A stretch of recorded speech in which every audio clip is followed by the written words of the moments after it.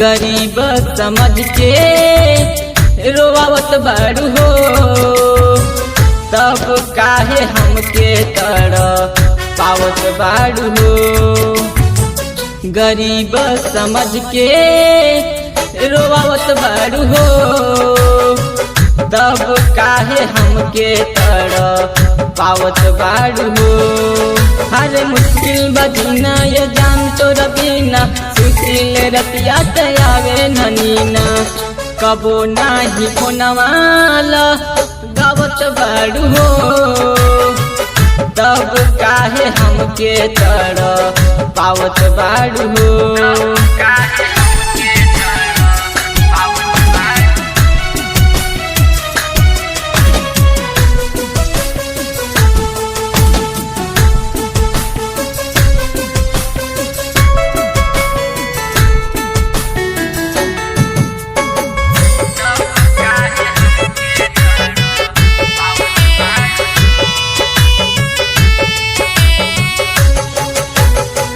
केहू नाही तोहरा के अपना बनाई, बेवफा समझ के दुनिया ठोकर लगाई।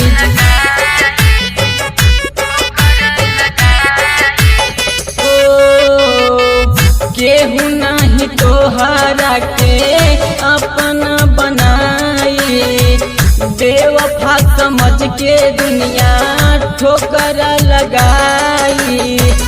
रग रग में प्यार हमसे पावत बारू हो, तब काहे हमके पावत बारू हो।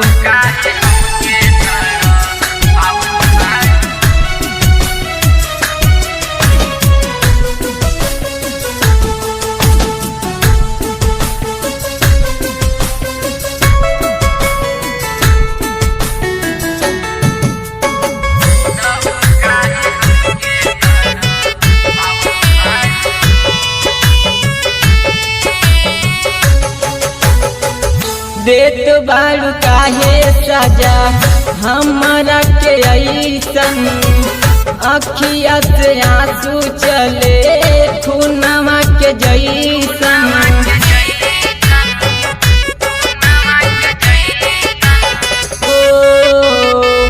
देत बारू काहे सजा हमारा के ऐसन, अखिया से आंसू चले खूनवा के जैसन।